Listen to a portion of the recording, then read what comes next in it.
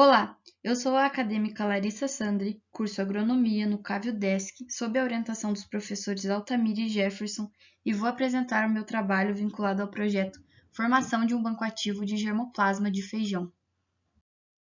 Meu trabalho é intitulado como Relação entre variáveis do sistema radicular e parte aérea em genótipos de feijão. O feijão pertence à família Fabácea, sendo uma espécie autógama e um dos alimentos com maior média de consumo diário per capita. Porém, a sua produtividade é afetada pelos estresses abióticos, como a deficiência hídrica, a temperatura desfavorável e a disponibilidade de nutrientes no solo. O que pode atenuar tais efeitos da baixa produtividade é o desenvolvimento de plantas com sistema radicular eficaz, sendo que a eficiência produtiva depende da capacidade da planta em obter nutrientes e água. Sendo assim, o objetivo do trabalho foi estimar a correlação entre características do sistema radicular e da parte aérea em genótipos de feijão. Visando cumprir o objetivo, 36 genótipos de feijão foram avaliados a campo, na área experimental do Instituto de Melhoramento e Genética Molecular, no CAV-UDESC, com um delineamento de látice simples 6x6, composto por 2 repetições com 3 linhas de 4 metros e com espaçamento de meio metro entre linhas e parcelas. As variáveis avaliadas com o método de fenotipagem de raízes Chauvelomics foram altura de planta, diâmetro, massa fresca de parte aérea, massa seca de parte aérea, ângulo de raiz, comprimento vertical horizontal, comprimento vertical direito, comprimento vertical esquerdo, massa fresca de raiz e massa seca de raiz.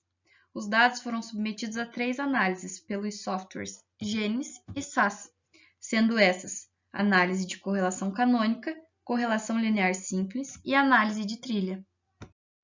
A análise de correlação canônica busca explicar a relação entre o conjunto da parte aérea com o sistema radicular, e a partir do teste de hipótese multivariada Wilks-Lambda realizado, foi encontrado relação significativa entre os grupos.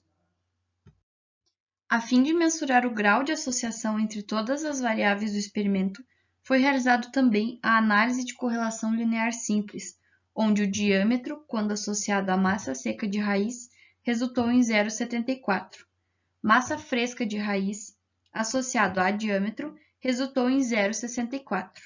E a altura associada a diâmetro resultou em 0,54, sendo essas as variáveis que apresentaram valor de correlação significativo.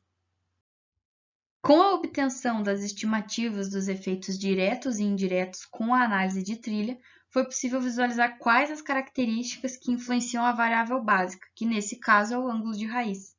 Conforme a análise, então, e considerando os efeitos diretos sobre o ângulo de raiz, o comprimento vertical foi a variável que possui maior efeito e maior correlação total, o que resulta numa contribuição significativa.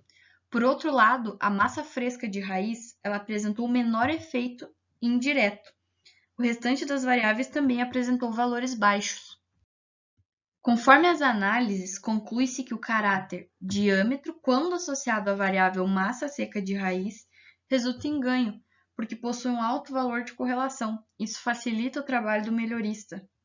Percebe-se também que ao realizar a seleção combinada dos caracteres ângulo e massa fresca de parte aérea, não há ganho satisfatório, porque o desenvolvimento de genótipos com maior ângulo apresenta menor índice de massa fresca de parte aérea. O caráter comprimento vertical é a única variável com efeito direto alto e positivo. Isso potencializa a seleção, sendo que possui maior associação com a variável básica, já que na análise de trilha, os caracteres com alta correlação e maior efeito direto favorecem a seleção.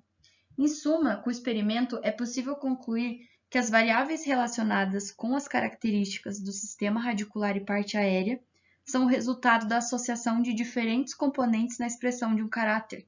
Sendo assim, é possível selecionar um genótipo que compreende tais características em favor do outro, já que eles estão relacionados e promovem um melhoramento genético. Aqui estão algumas referências que eu usei para o desenvolvimento desse trabalho. E, por fim, os agradecimentos vão aos professores, aos colegas de laboratório pela ajuda no desenvolvimento do experimento e às instituições como a FAPESC, o CNPq, o Governo do Estado de Santa Catarina e a UDESC. Obrigado pela atenção.